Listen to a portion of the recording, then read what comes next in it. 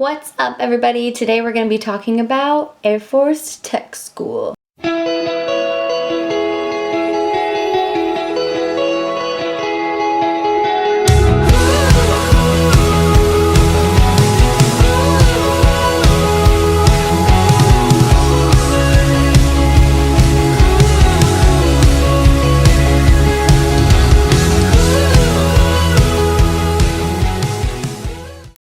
What's up, everybody? Welcome back to another one of my videos. If you're new here to the channel and you're like, who's this girl?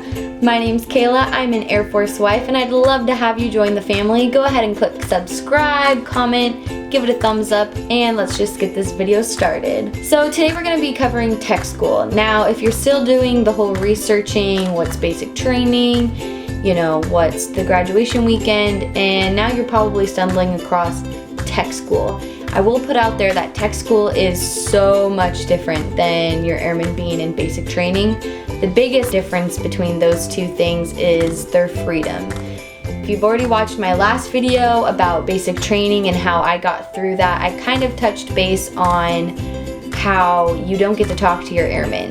So basically when they're in tech school, it's kind of like they're in college in just a whole nother area than you, and you can't really see them, but you can talk to them. So it does add another level of, okay, we can get through this together because now we can talk and before we couldn't, so baby steps, right? Right. So when my airman first got to tech school, he had some complications with his knee and wasn't able to fulfill his job that he had signed up for. So the Air Force basically said, yo, since you can't do this, we're gonna put you in a new job. So there you go. And it ended up being like the best possible situation ever. So we're pretty happy with the outcome. But having that said, my airman had a very delayed start and finish to his tech school. So basically what's supposed to happen, your airman is going to go through basic training for 7.5 weeks.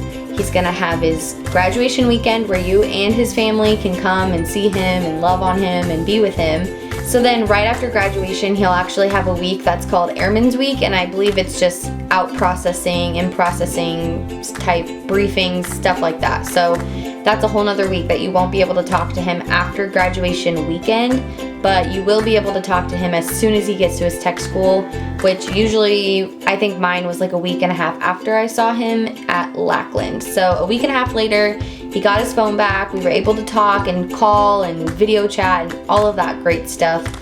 But just because he has his phone back doesn't mean he can talk to you all the time. Airman is going through rigorous courses, studying, testing, not only all of that, but he's also doing physical training. And so just because he has his phone back doesn't mean he's gonna have the absolute most upright freedom to always be calling, always be texting, always be video chatting, because the reality is he's there for his job, and that's the most important thing that he should be focusing on so that he can pass all of the tests round one, pass tech school round one, and then come be home with you the first time. Doesn't mean it always happens that way, but if your airman's working really hard and getting everything he needs to get done on time, correctly, passing, he's gonna be home when he says he's gonna be home, you know? So we want that. Now, one thing that was really big in my experience with my airman going through tech school was planning a wedding. Basically, the best thing about my experience with my airman in tech school was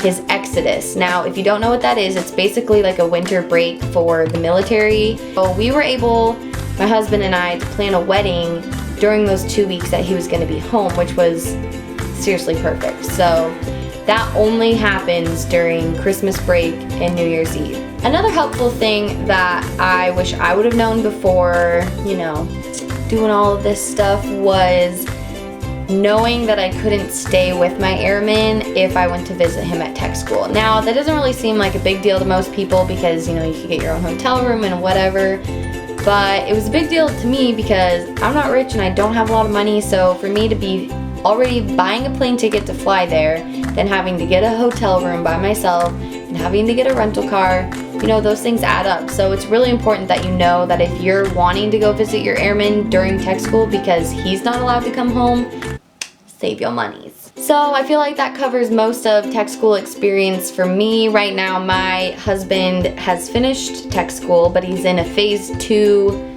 It's like a 2-part tech school that he had to go through. So now that he's in phase 2, he has about a month or less. Then he's coming home, and then we're moving. It's gonna be amazing. So if you would love to stick around for that and see how it all plays out, and just to basically watch my life, I guess, go ahead and click subscribe, comment, like, share this video, share this channel, grow my following so that I can reach out to more military wives or girlfriends, anyone out there who's honestly has no idea what's going on when, you know, your boyfriend or husband says, you know what, I'm gonna go into the military, and then you're kind of stuck there wondering, well, what the heck am I supposed to do, or where do I find the information? So I just hope I can shed some light or some wisdom and share with you guys my experiences, hopefully helping your experiences go smoother. So if you like this video, please give it a thumbs up. I'll see you guys next time. So bye. It's one of my favorite hairstyles because you're just like, hey, what's up? You're like at a corner in a party. My hair is like business in the front and party in the front. Is that my mom going down the road? I hope she brought Panda Express.